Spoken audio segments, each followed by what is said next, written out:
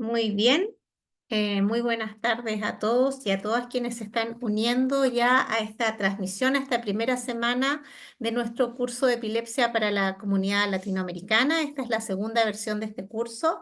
Les quiero comentar que yo les hablo desde Chile, vamos a estar nosotros colaborando, pero quienes organizan este curso en esta oportunidad son los capítulos IBE de México y de Paraguay, así que agradecemos esa organización. Es un curso dirigido a toda la comunidad de Latinoamérica, como les decía, para tener los conocimientos más generales sobre la enfermedad, el manejo, etcétera. Y cuenta con el patrocinio del Comité Latinoamericano de IBE también. Em, para quienes se están uniendo, junto con esta bienvenida, les cuento que es un curso que va a tener una duración de 4 semanas. Nos vamos a reunir cada día martes en este horario, son 4 sesiones, y luego de terminadas las sesiones vamos a hacer el proceso de certificación de este curso, que consiste básicamente en que respondan una prueba con algunos contenidos generales para poder recibir su certificado en formato digital en sus correos electrónicos, ¿ya? Para esto, semana a semana, luego de las clases, vamos a ir subiendo estos contenidos a nuestro canal de YouTube y les vamos a ir informando también por correo electrónico de dónde están subidas las clases para que puedan revisar y estudiar los contenidos. Em, y para iniciar, como les contaba, es un curso que es nuestra segunda versión. En el primer semestre lo organizó Chile y Colombia y ahora lo organizan México y Paraguay, sus capítulos IBE, y tiene el patrocinio del Comité Latinoamericano. Así que antes de iniciar, los quiero dejar con un video que nos mandó la doctora Alicia Bogats, presidenta del Comité Latinoamericano de IBE, que nos da unas palabras de bienvenida y al inicio de este curso.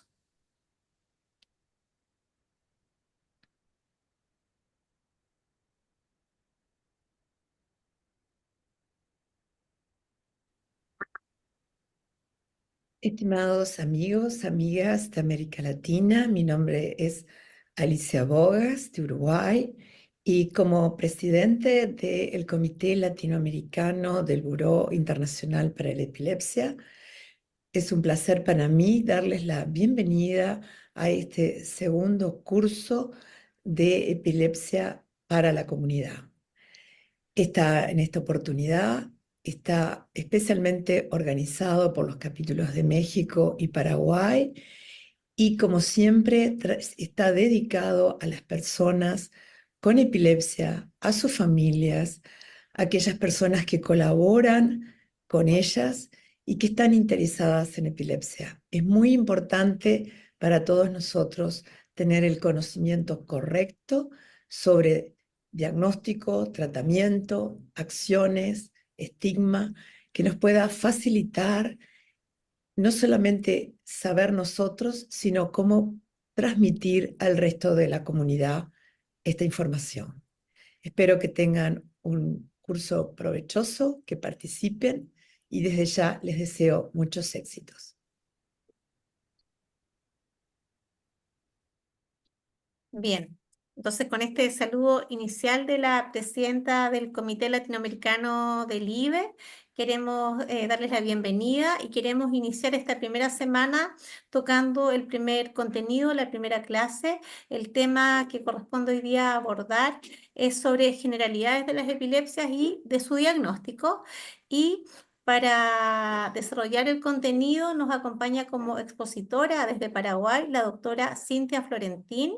La doctora Cintia Florentín es neuróloga pediátrica, es miembro de la Sociedad Paraguaya de Pediatría, también de la Sociedad Paraguaya de Neurología Infantil, vicepresidenta además de la Liga Paraguaya contra la Epilepsia, coordinadora asistencial del área de neurología pediátrica del Hospital Central del Instituto de Previsión Social en Asunción, Paraguay, y ella nos va a estar desarrollando entonces este primer tema.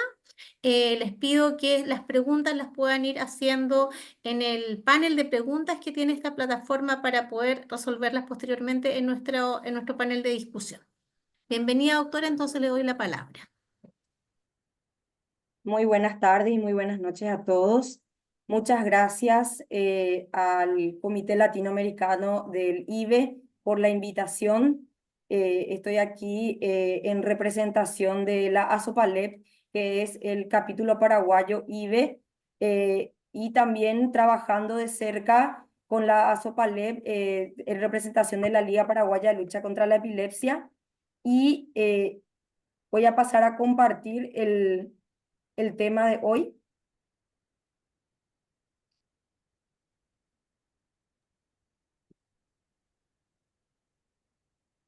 Ahí ya se puede visualizar la presentación. Sí, está perfecto. Perfecto, muchas gracias.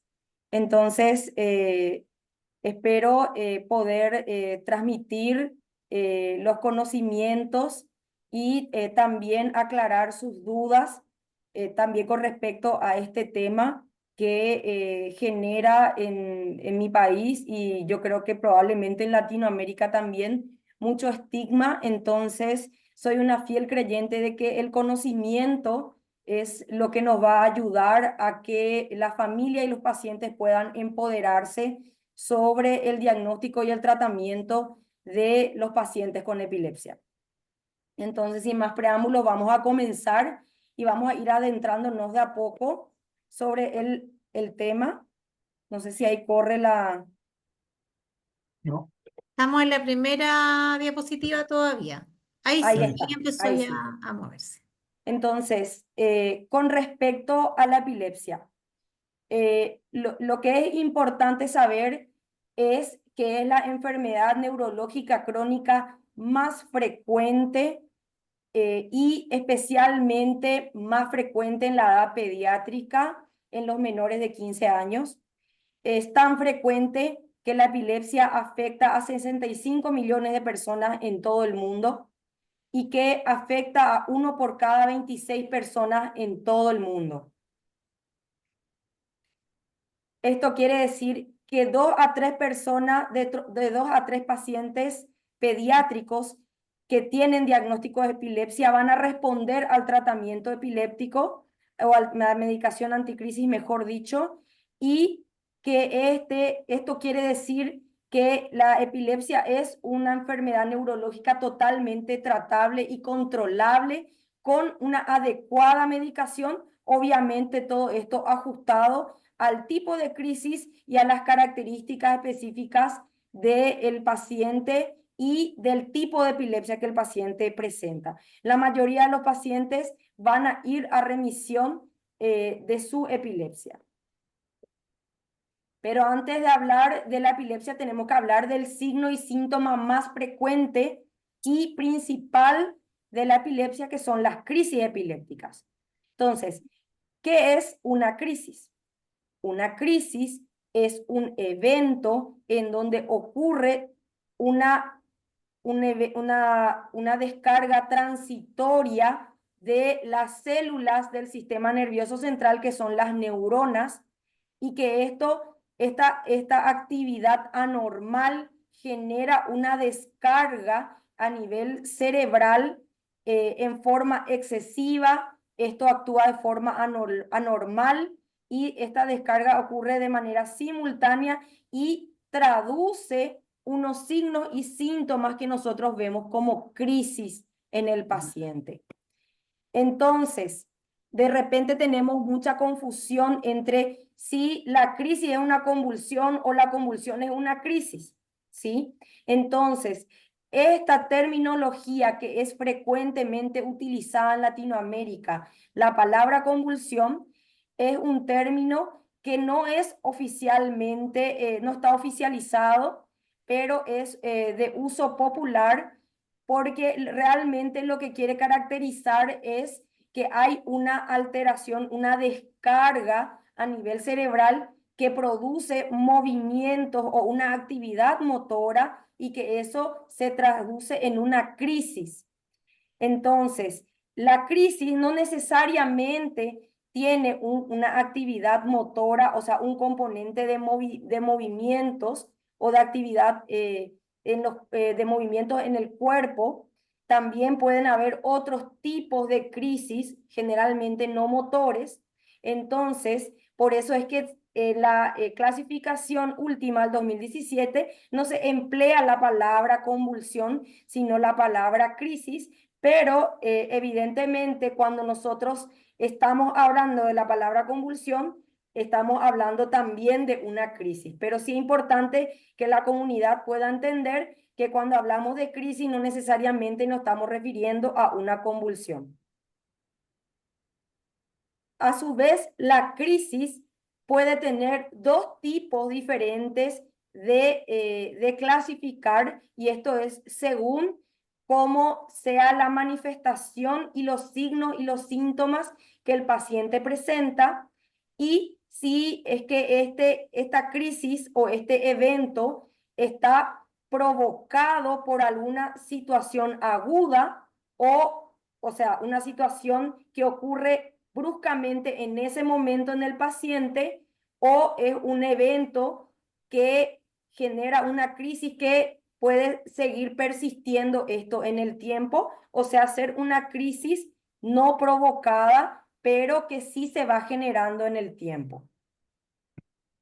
Entonces, se entiende por crisis provocada cuando hay un evento que genera una lesión aguda a nivel cerebral, o sea, en el sistema nervioso central, y que esto genera o provoca la crisis.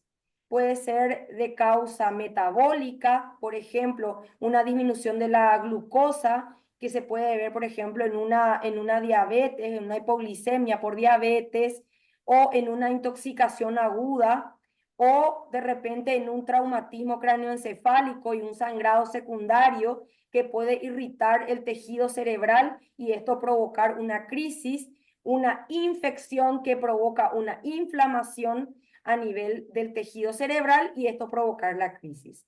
Entonces, esta relación que hay entre el evento que provoca la crisis puede variar según la condición que esté ocurriendo. O sea, por ejemplo, si nosotros no tratamos el traumatismo de cráneo, la infección o la hipoglicemia o la disminución del potasio o de la disminución del sodio en una deshidratación, esta crisis puede seguir provocándose y seguir generando estos eventos que pueden ser convulsiones o no.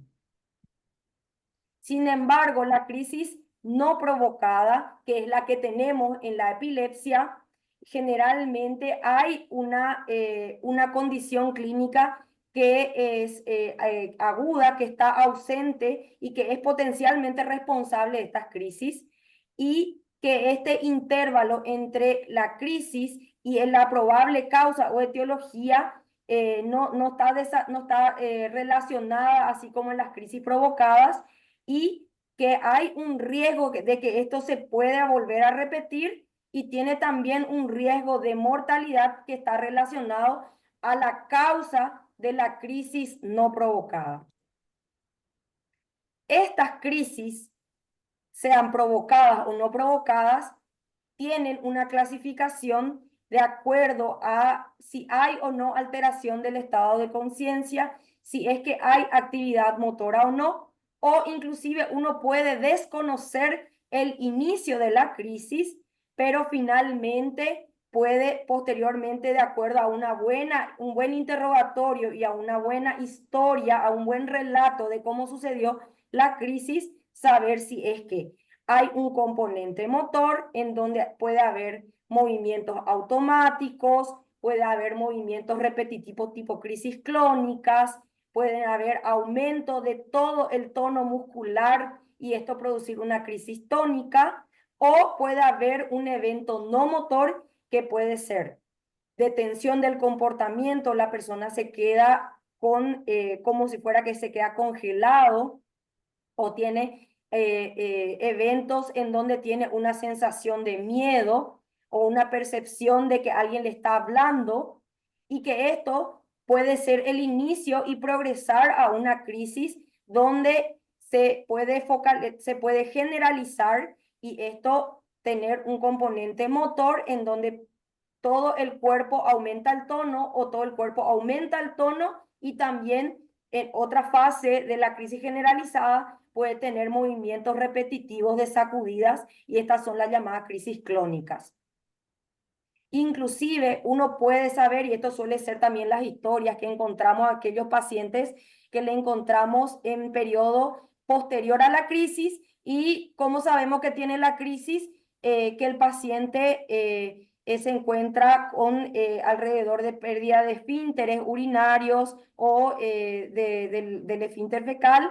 Entonces podemos identificar que no sabemos que tuvo, cómo empezó la crisis, no sabemos cómo le dio, pero sí tenemos probablemente certeza de que sí tuvo una crisis, que a lo mejor no podemos identificar todas las características y necesariamente tenemos que valernos de otros estudios o de a lo mejor de acuerdo a la historia clínica de la observación.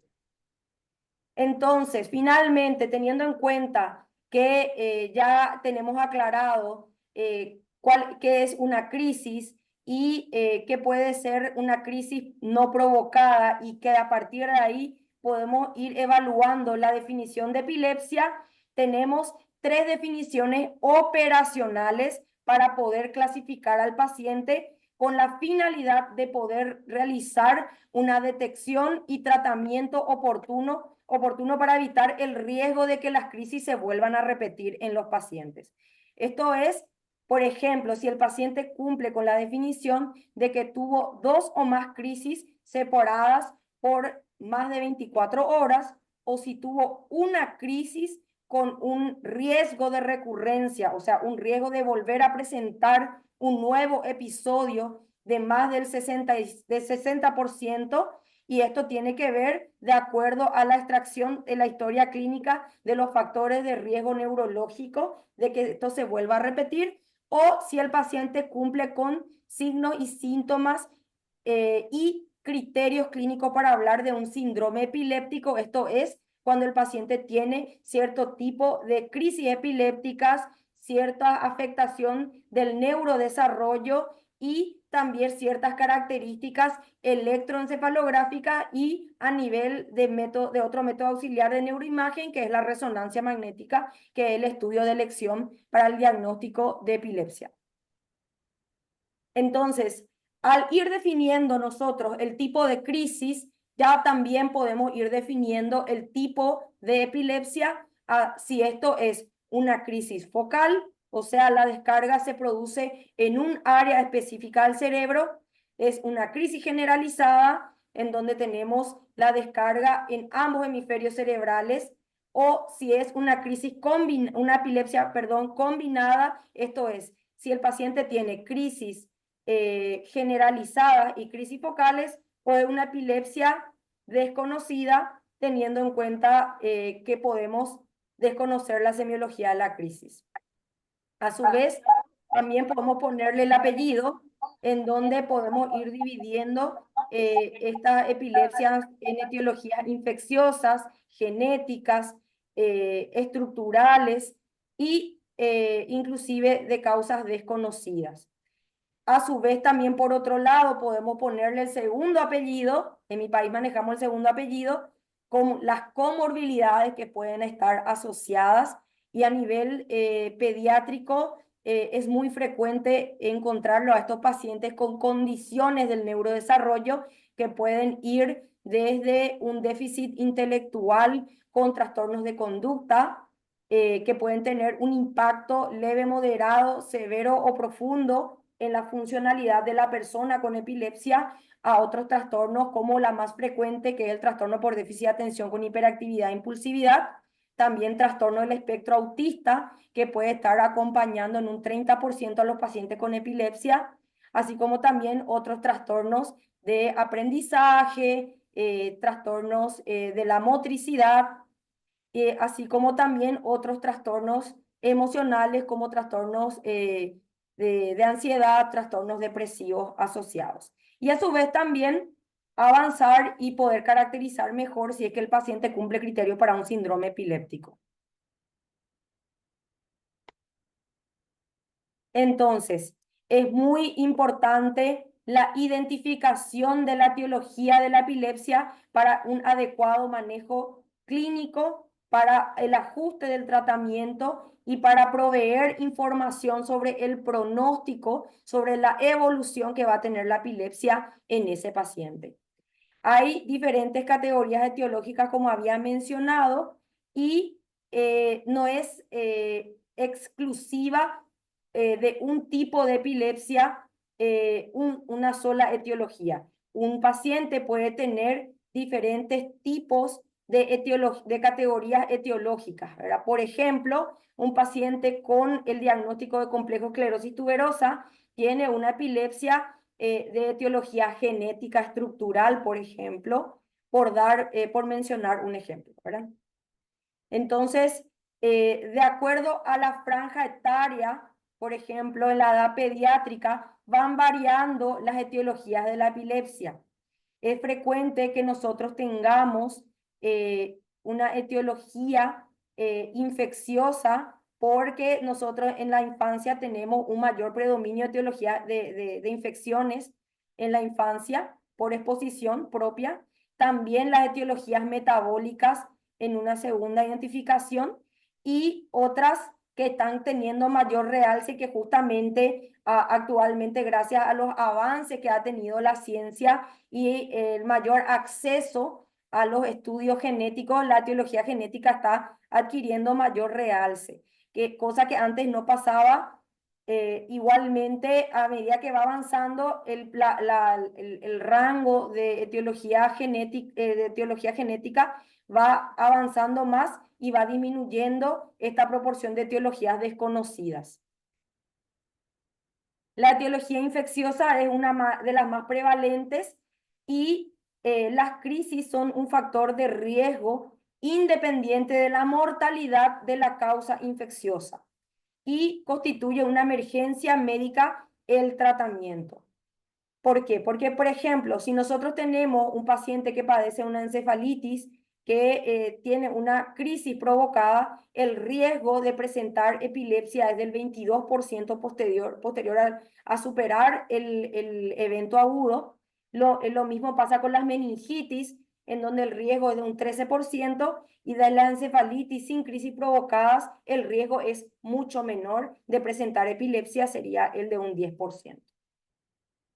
Entonces, dentro de las etiologías estructurales podemos ir teniendo desde alteraciones y malformaciones de la corteza cerebral hasta alteraciones que van desde una gliosis secundaria a hipoxia isquemia perinatal, secundario a sufrimiento fetal, o hipoxia asfixia perinatal, que es muy importante recabar dentro de la historia clínica. También los antecedentes de los tumores, especialmente de los tumores de bajo grado que solemos encontrar a nivel del sistema nervioso central, y también de alteraciones como la esclerosis hipocampal, las etiologías vasculares, que también podemos ver en el periodo pediátrico, así como estaba mencionando de las encefalitis infecciosas y no infecciosas de etiología autoinmune, que también puede dejar epilepsias secuelares. La etiología genética nos permitió hacer esa detección gracias a los diferentes paneles genéticos que se encuentran, gracias a las diferentes criterios clínicos para que nosotros podamos ir abarcando sin necesidad de llegar de repente a un estudio genético, teniendo en cuenta, por ejemplo, ciertas patologías como el síndrome de Down, por ejemplo, teniendo complejo esclerosis tuberosa, la neurofibromatosis tipo 1, como dar unos ejemplos.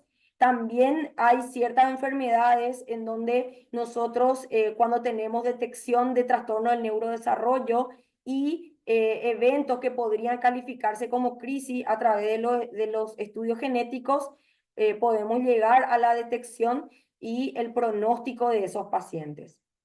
Entonces, la importancia del diagnóstico genético nos ayuda también a poder avanzar en una medicina de precisión, a que es a lo que estamos apuntando en un futuro, y ya lo estamos iniciando en ese sentido. Por ejemplo, el complejo esclerosis tuberosa y su detección nos ayuda al tratamiento y al uso del everolimus en la epilepsia relacionada al complejo esclerosis tuberosa.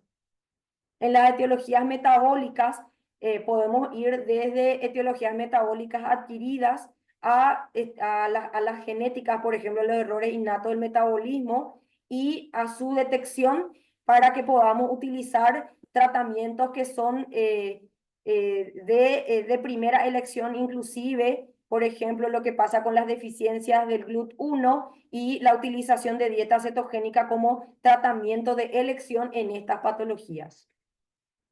La etiología inmunitaria y la encefalitis autoinmune anti-NMDA, que es la más frecuente en la población pediátrica y que nos ayuda también a poder utilizar y diagnosticar y poder tener ese pronóstico en el tiempo de las posibles secuelas o complicaciones.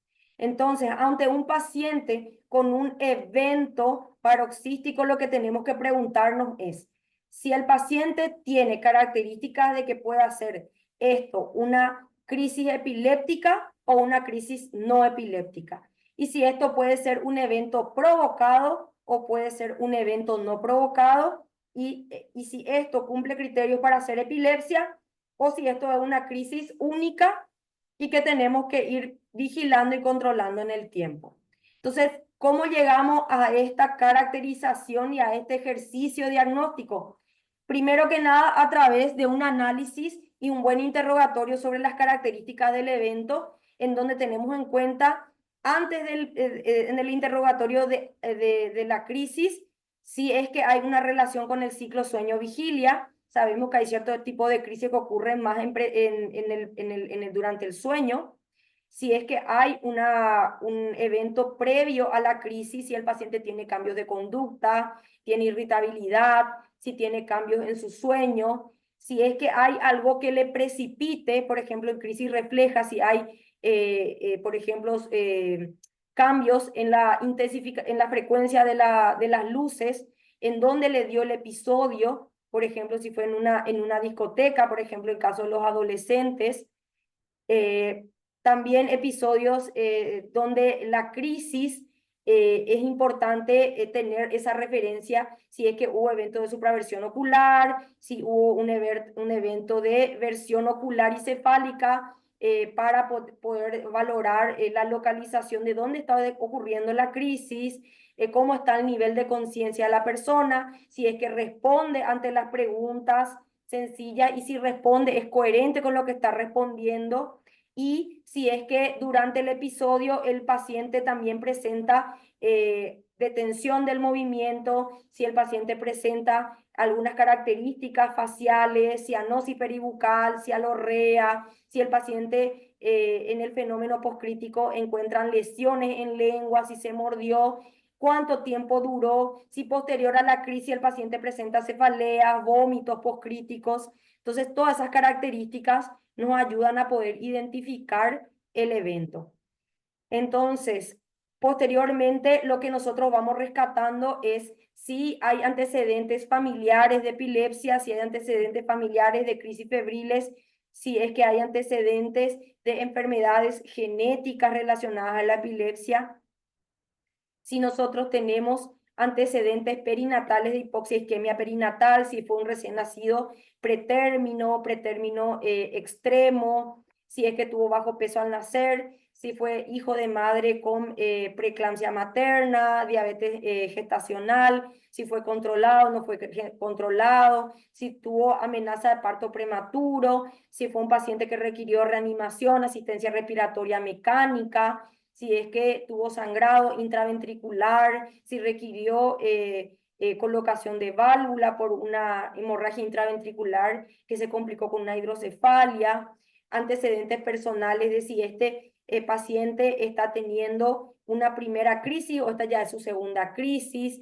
si fue una primera crisis y fue afebril, fue febril, si fue esto en los primeros de 6 meses a los 5 años, si tiene antecedentes de un traumatismo cráneoencefálico, si hay antecedentes de una neuroinfección durante el periodo de la infancia.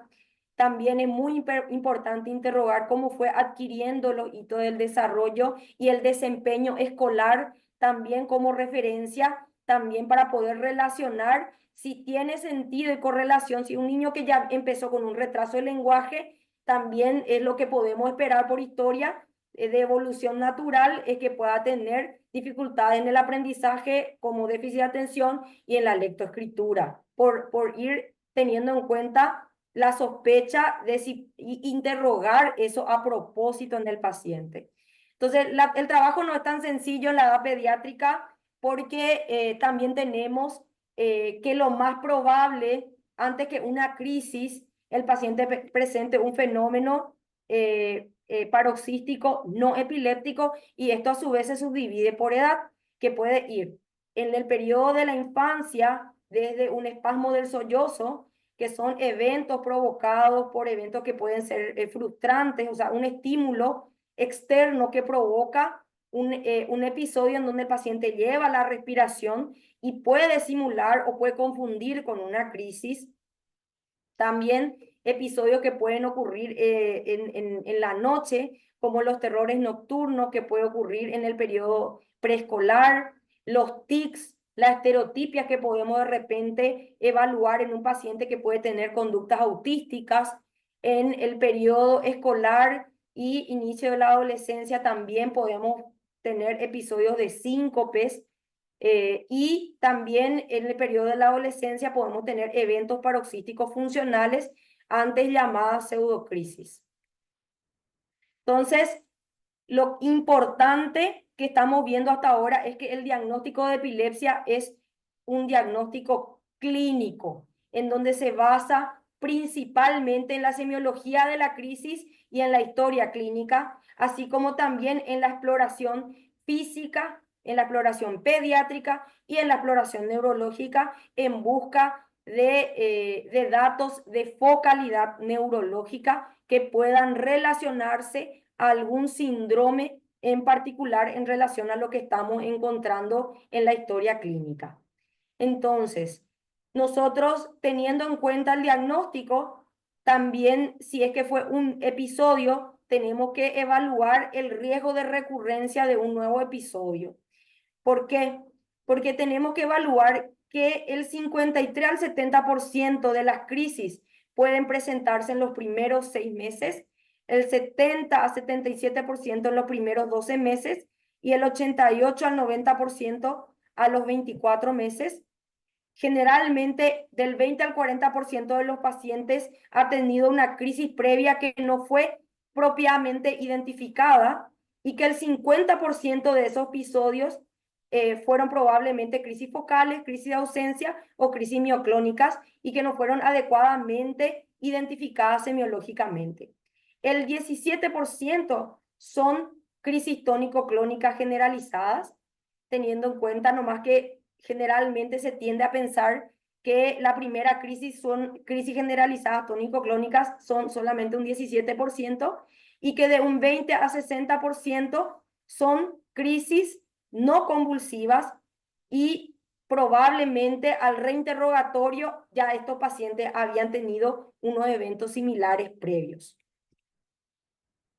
Entonces, ¿cuáles son los pacientes de alto riesgo? Aquellos pacientes que tienen familiares de primer grado con crisis febriles o con diagnóstico de epilepsia, con antecedentes de crisis neonatales, pacientes que tienen mal llamado, pero más comúnmente caracterizado con parálisis cerebral infantil o encefalopatía motora no progresiva o no evolutiva. Ellos tienen un riesgo de recurrencia del 90 al 100%.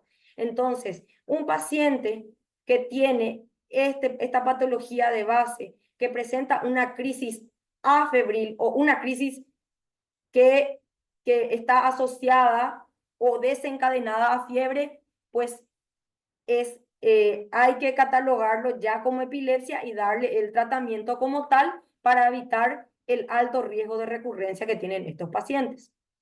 Entonces, también el tipo de crisis, cuanto más focal la crisis, más riesgo de recurrencia tiene. Y si estas crisis son mioclónicas, si son espasmos epilépticos, también tienen un riesgo de alta recurrencia, por lo cual hay que hacer el diagnóstico para iniciar el tratamiento lo más rápido posible. También tiene que ver mucho de la edad. Los niños menores de un año tiene tienen mayor riesgo de recurrencia, pues si en el primer añito ya presentan la primera crisis afebril, entonces tienen mucho más rango de tiempo de vida de presentar otro nuevo episodio. Por eso es que hay que evaluarlo bien y los factores de riesgo, porque tienen que considerar que mientras más chiquitito, más riesgo de recurrencia tienen, ¿sí? Y también si es que hay comorbilidades asociadas, porque puede pasar que, y nos pasa que tenemos ya un paciente con trastorno del espectro autista o que tiene TDAH y posterior a eso hace el debut de su primera crisis. También tenemos que si el paciente tras una primera crisis tiene un electroencefalograma alterado con actividad epileptiforme, lo más probable es que tenga un alto riesgo de recurrencia de crisis, así como también una resonancia magnética anormal tiene un riesgo de recurrencia de crisis entre un 17 y un 47% de volver a presentar y por ende cerrar con crisis, con epilepsia. Entonces, nosotros en este contexto también nos valemos del electroencefalograma estándar, que es el electroencefalograma rutina de 30 minutos, para poder localizar las anormalidades del paciente, donde tiene nos ayuda a localizar esto en un 12 a 27% y mayor sensibilidad tiene para identificar la actividad epileptiforme si es que se realiza con privación de sueño. Tiene mayor sensibilidad si es que se realiza en las primeras 24 horas para detectar actividad epileptiforme hasta en un 50%, y si se realiza la resonancia magnética con protocolo para epilepsia, tiene la posibilidad de detectar la causa de la epilepsia en el 23% de los casos, más que un traumatismo, más que una tomografía de cráneo. La tomografía de cráneo se dejaría más para cuando uno está sospechando una etiología aguda que necesita dar manejo y tratamiento en ese momento. Entonces, la punción lumbar es útil y se reservaría para aquellos pacientes donde tenemos que la crisis epiléptica está ocurriendo en el contexto de una neuroinfección, y el electroencefalograma es una herramienta muy útil para tomar la decisión de iniciar tratamiento o no en caso de que estemos teniendo dudas en cuanto a, por ejemplo, si tenemos un paciente que no tenemos una semiología o desconocemos la semiología de la crisis, el paciente no tiene un factor de riesgo neurológico conocido, establecido, y tenemos un electroencefalograma patológico. Nos ayudaría a iniciar tratamiento. Entonces, un estudio de neuroimagen es necesario para poder evaluar, así como el electroencefalograma, el evento de crisis y cerrarlo como epilepsia al paciente. Entonces, con respecto a la clínica, sigue siendo la piedra angular, porque la probabilidad de presentar una crisis única es del 8 al 10%, y de estos pacientes solo el 3% llega a presentar epilepsia. ¿Qué quiere decir esto? Que la incidencia del diagnóstico de epilepsia es de 61 personas por 100.000 por año, lo que genera una cantidad aproximada de 4 millones por año de pacientes que presentan una primera crisis. Entonces, el tratamiento nos ayuda a evitar el riesgo de recurrencia, pero no nos ayuda a predecir cómo va a evolucionar esa epilepsia. No porque le demos tratamiento, nosotros vamos a evitar que la epilepsia evolucione desfavorablemente, porque eso depende de otro tipo de factores. Entonces, cerrando con esto, aquí tengo justamente pacientes con diferentes etiologías de epilepsias que gracias al tratamiento y al diagnóstico oportuno, afortunadamente van bien. Entonces, dejar el mensaje de que el 70% de los pacientes con epilepsia están controlados, y que el tratamiento oportuno ayuda a que estos pacientes tengan una calidad de vida y una oportunidad para que puedan funcionar en la sociedad. Así que seamos partícipes y ayudemos en la sociedad a generar conciencia y conocimiento. Muchas gracias. Bien, muchas gracias, doctora. Para quienes han hecho algunas preguntas por el panel de preguntas con respecto a la posibilidad de ver las clases, les comento de que no vamos a enviar el material, lo que vamos a hacer es subir estos contenidos a nuestro canal de YouTube y nos vamos a comunicar por correo electrónico con ustedes cuando les llegue el enlace de la próxima sesión. También va a llegar el link para que puedan revisar los contenidos de la clase de hoy. Tenemos varias preguntas. Voy a invitar al doctor Jorge Fester desde Chile, el vicepresidente de la Liga Chilena contra la Epilepsia, que nos acompañe en este momento, que encienda su cámara y que nos ayude un poquito, doctor, con la discusión de las preguntas que han llegado hartas y hartas en relación a diagnóstico, a estudios genéticos, a resonancia, a crisis febriles. Entonces, estamos bien enfocados en el tema para que podamos tener una conversación en estos últimos minutos. Respuestas breves para que podamos, ojalá, llegar al máximo de preguntas. Así que los dejo en la mesa redonda. Bueno, buenas noches. Muchas gracias, doctora Rentín, por su excelente presentación, muy completa, con una enorme cantidad de información, pero esto es bueno porque permite también generar hartas preguntas y interrogantes. El primer tema que hay que aclarar, yo creo que es el concepto de convulsiones febriles. Si convulsiones febriles, cuán frecuente es, si es epilepsia, si se transforma en epilepsia, si tiene mayor riesgo de tener epilepsia. ¿Por qué no nos cuenta un poco más de convulsiones febriles? Sí, con respecto a las convulsiones febriles, es muy importante aclarar que es el tipo de convulsiones más frecuente en la infancia entre los 6 meses y los 5 años. La característica importante que hay que tener en cuenta es que el niño tiene que tener un neurodesarrollo normal para poder ser catalogado con crisis febril y que la crisis febril justamente se caracteriza por presentar un evento paroxístico con semiología de crisis asociado a una temperatura mayor o igual a 38,5 y generalmente esto está asociado a una infección y generalmente suele ser la manifestación de una infección de base que se está gestando en el paciente. Y esto tiene que ver con muchas otras causas, ¿verdad?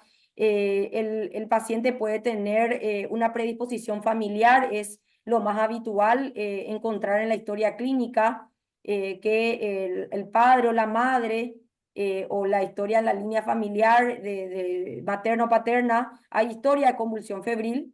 No necesariamente todos los pacientes que tienen convulsiones febriles van a desarrollar epilepsia, apenas el 3% tiene esa probabilidad, o sea, prácticamente si uno quiere ver el vaso medio lleno, medio vacío, hay un 97% de probabilidad de que no desarrolle epilepsia. Entonces, como para que todos tengamos en cuenta, y esta probabilidad quizás sube un poco más dependiendo de las características de la crisis febril. Si se trata, por ejemplo, de una crisis febril compleja, donde de repente la crisis no es generalizada, o sea, que la crisis no es donde ocurre la descarga en ambos hemisferios cerebrales y esto da movimientos generalizados en todo el cuerpo, ya sea con aumento del tono, o sea, tónicos, o tipo sacudidas, o sea, clónicos o tónico-clónicos, y son, por ejemplo, focales, por ejemplo, con fijación de la mirada y arresto del movimiento, cianosis peribucal de segundos a minutos de duración. Esa es una de las características de una crisis febril compleja. Otro es la duración, que dure más allá de los 15 minutos y también si es que se repite dentro de las 24 horas en la crisis febril. Entonces, ahí las probabilidades suben a un 15% de presentar epilepsia posterior a los 5 años de edad. Entonces, ¿por qué algunos neuropediatras tratan con medicamentos anticrisis las crisis febriles cuando no son epilepsia? Sí, justamente lo que uno trata es evitar la recurrencia, ¿verdad? Pero aquí hay que atender muy bien, ¿verdad? Si es que, por ejemplo, y no, nos toca eso yo creo, si el paciente tiene historia de hacer una faringoamigdalitis aguda recurrente, o si tiene el paciente una historia de hacer una otitis media aguda recurrente, o sea, presenta 3 o 4 episodios en el año, entonces lo que hay que evaluar es tratar el problema de base y para evitar también, porque hay que evaluar, y esto se conversa mucho con la familia, el riesgo versus el beneficio de usar medicación anticrisis, porque justamente el nombre lo dice, es medicación anticrisis, es para evitar la manifestación clínica, o sea, la crisis febril. O sea, si, por ejemplo, lo conversamos, que el paciente es un niño que asiste a una guardería y sabemos que en la guardería,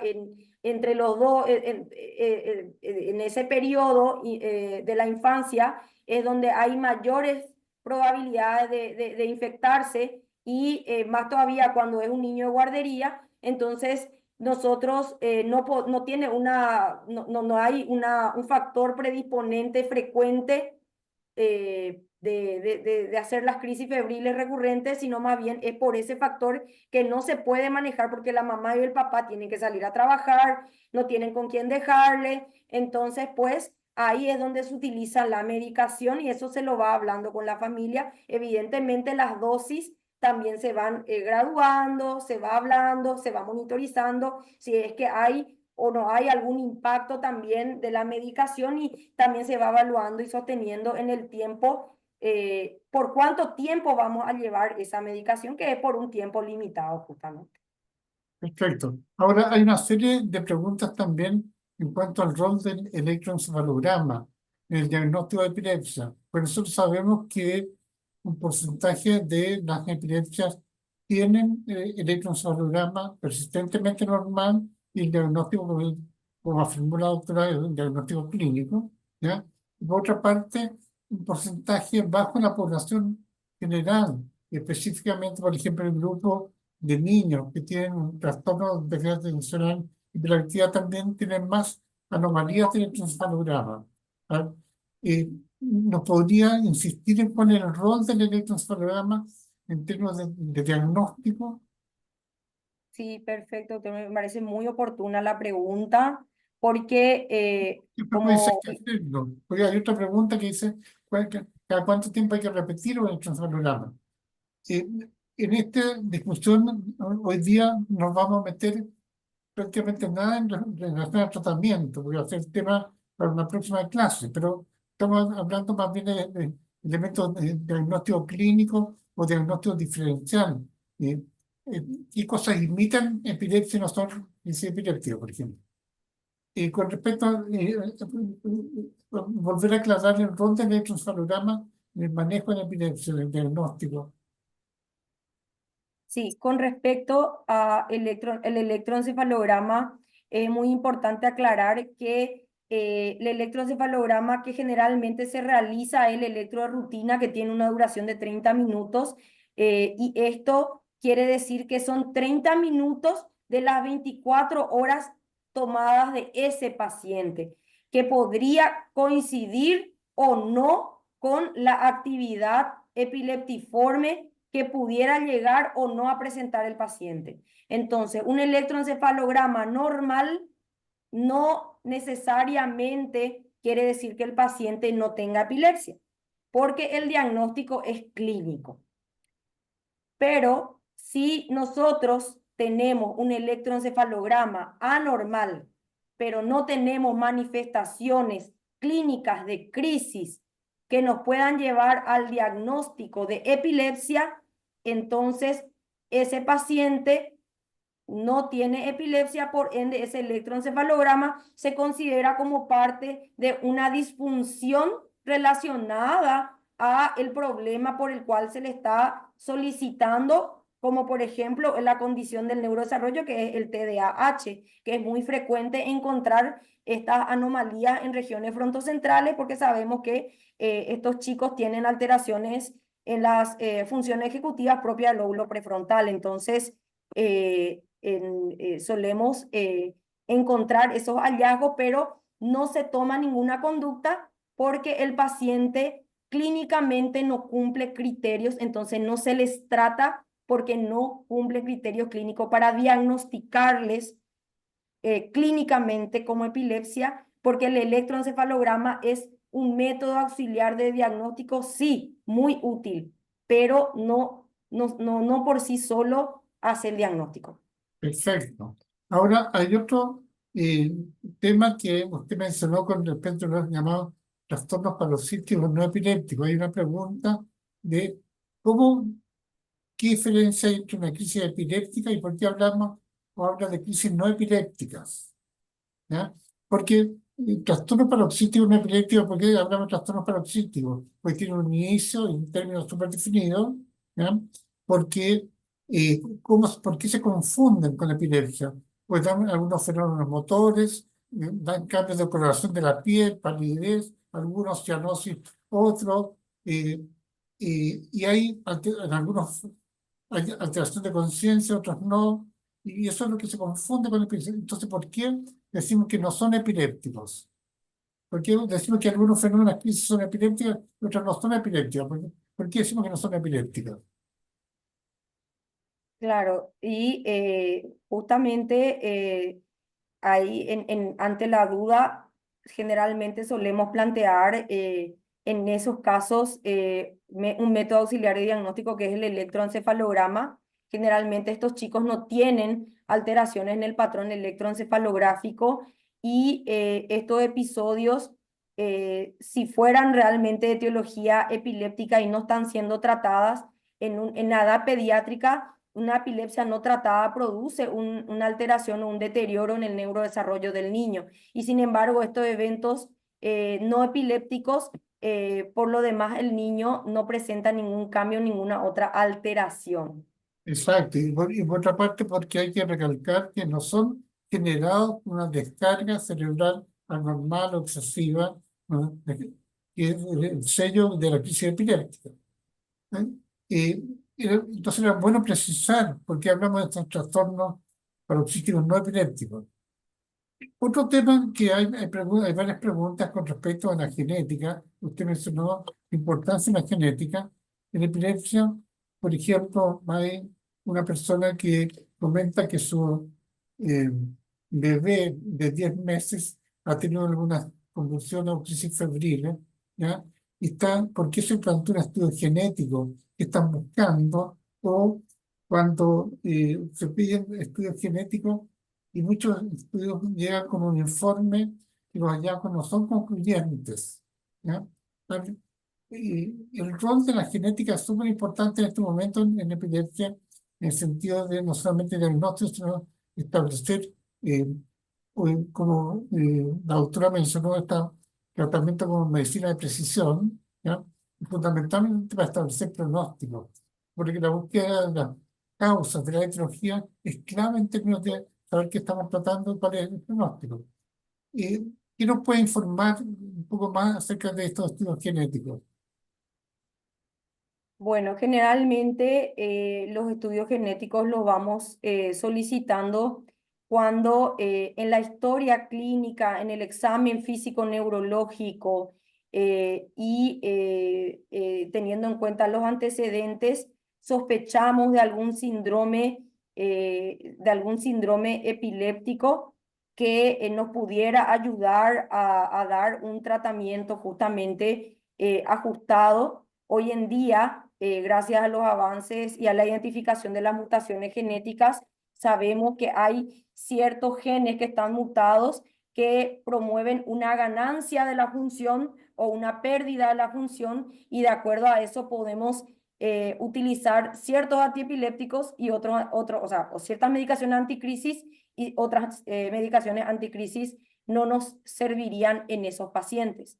Entonces, y también como estaba mencionando, el diagnóstico de las enfermedades genéticas nos ayuda también a direccionar específicamente al tratamiento que ese paciente pudiera llegar a necesitar y que y que es el tratamiento de elección en ese caso, ¿verdad?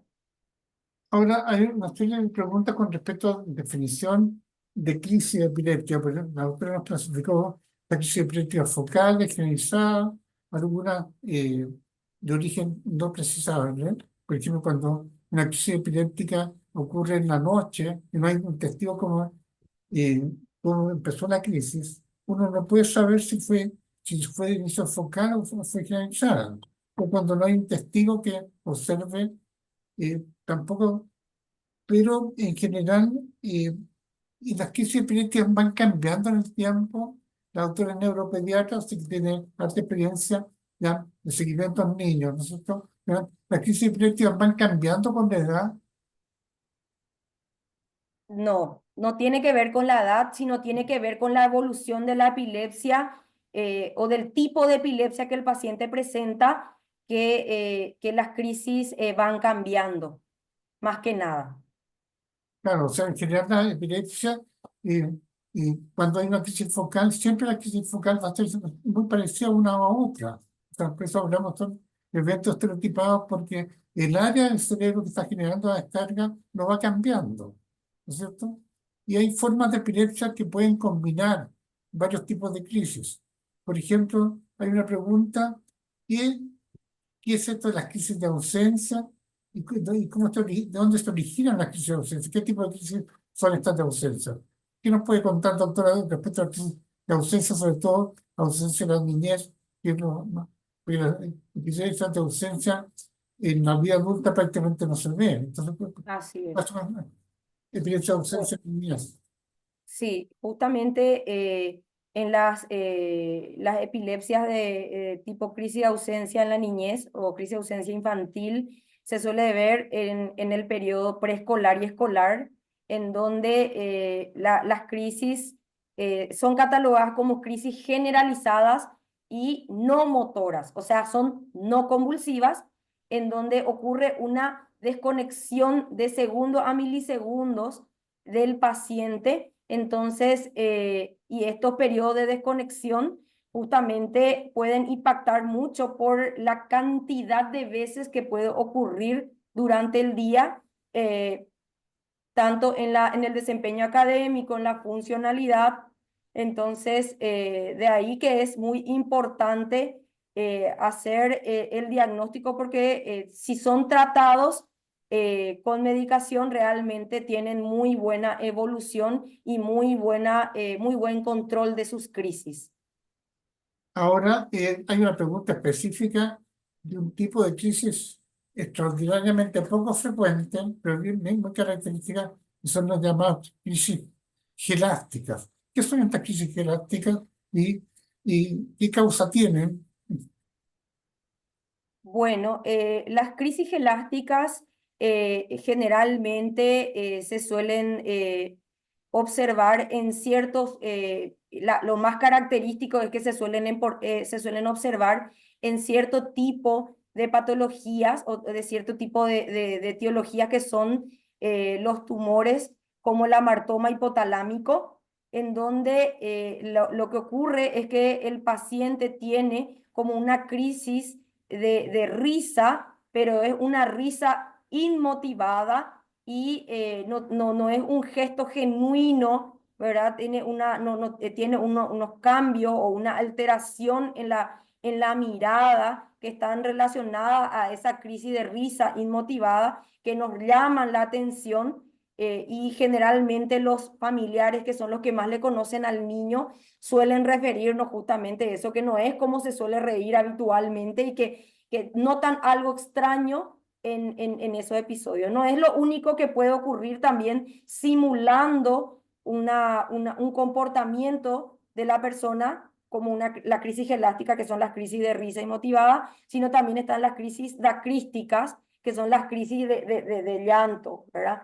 También se pueden observar y que tienen justamente estas similares características que ocurren de forma no son provocadas por ningún estímulo, ocurren de la nada, donde hay cambios en el comportamiento del individuo, alteración del estado de conciencia y que son de segundo de duración. Sí, esa es la característica fundamental y que no son provocadas, ocurren espontáneamente, son súper breves y son muy parecidas unas a otras y una risa muy extraña, ¿no es cierto? ¿Ya? Y es una patología muy infrecuente. ¿Ya?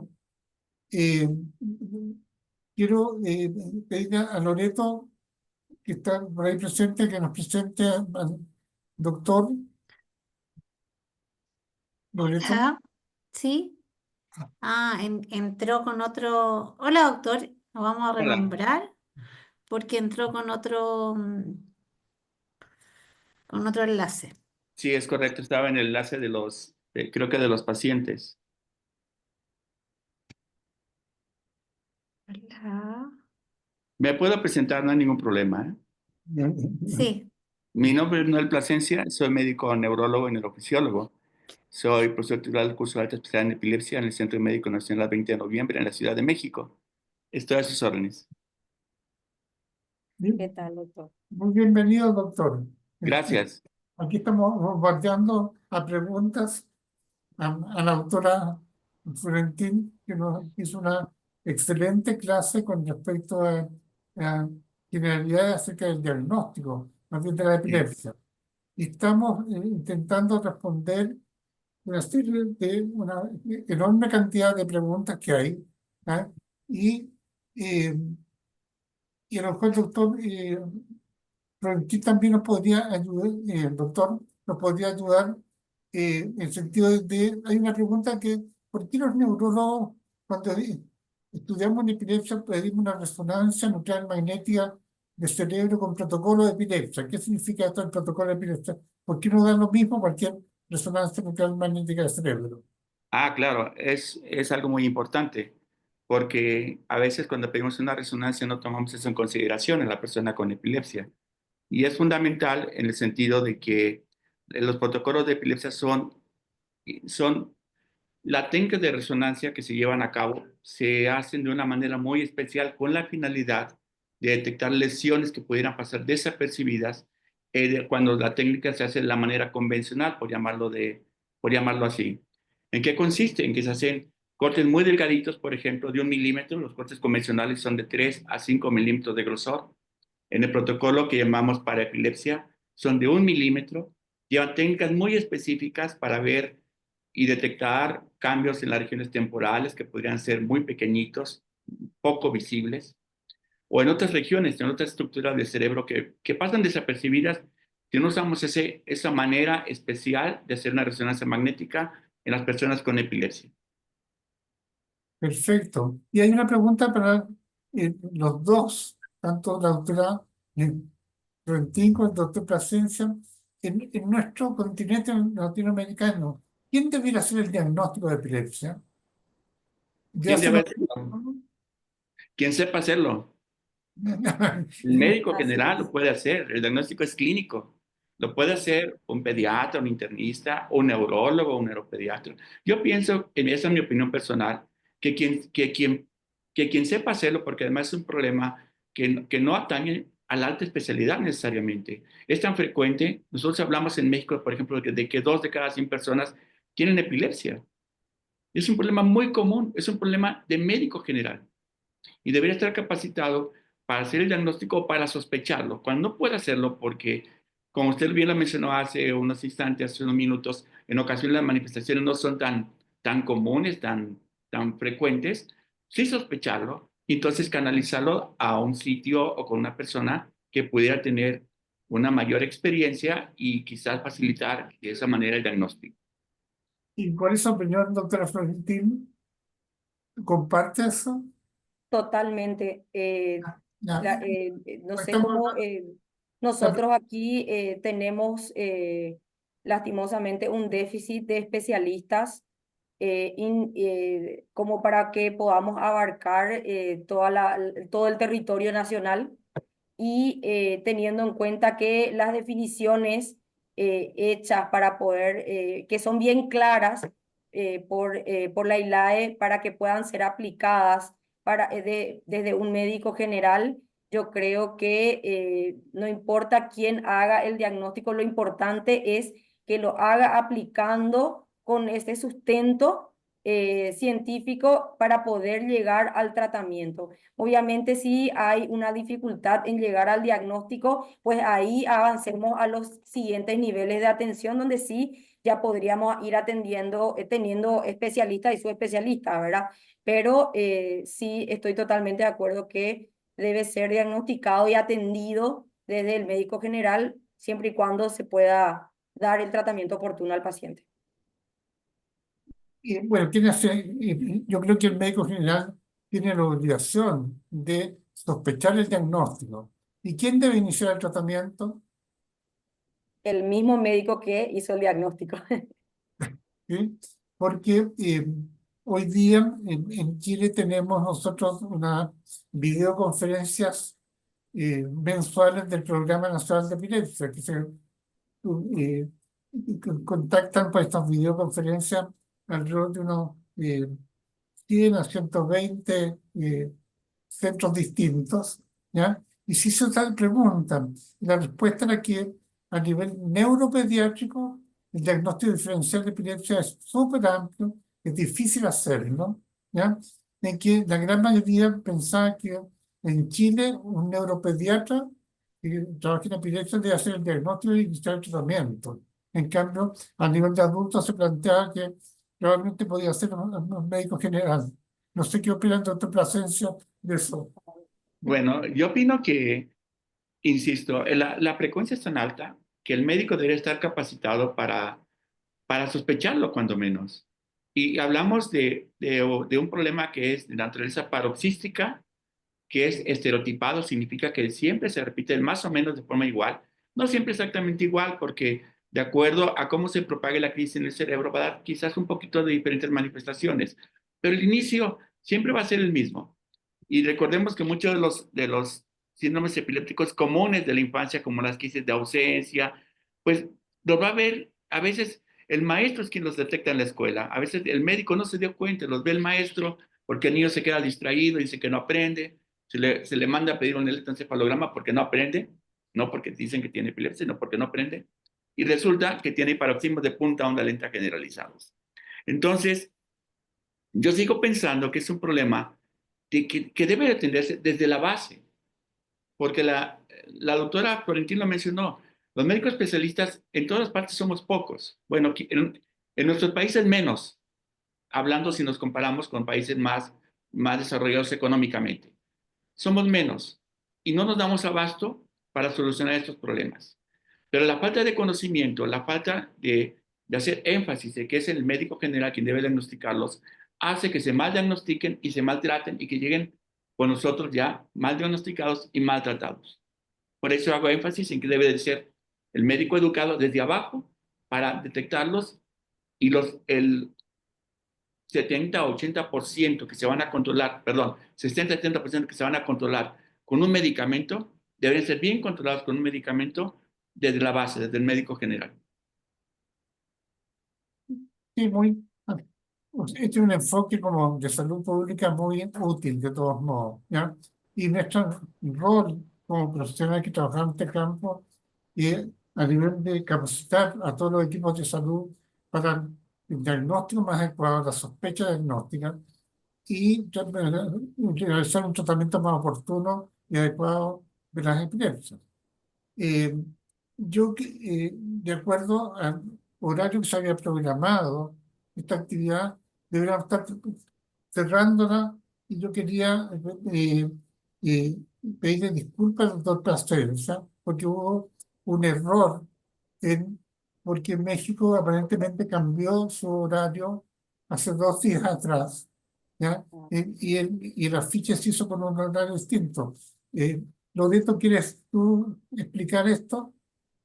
Sí, o sea, Eso es lo que hemos como estado analizando acá en el backstage, digamos, del curso. Sí, Y claro, hace 2 días que cambiaron horario, por eso nosotros siempre en la difusión y en toda la organización hablamos de México 18 horas, pero hoy día México 18 horas, hace 2 días son las 17 horas.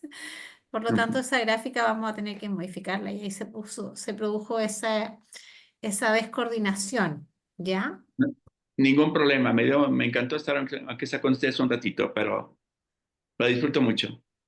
Ya, Sí, perdón, y va a estar con nosotros el doctor en un par de semanitas más, ya Sí, desarrollando él un tema, así que ahí vamos a hacer los ajustes para que iniciemos en el horario correcto, que va a ser 17 horas de ustedes y 20 horas de Paraguay, ¿sí? perfecto. Perfecto. yo quería cerrar también esta actividad con pidiéndole a la doctora Florentina algunas palabras de cierre o mensaje final que quiere entregar a nuestra audiencia en cuanto a esto del diagnóstico de la epilepsia.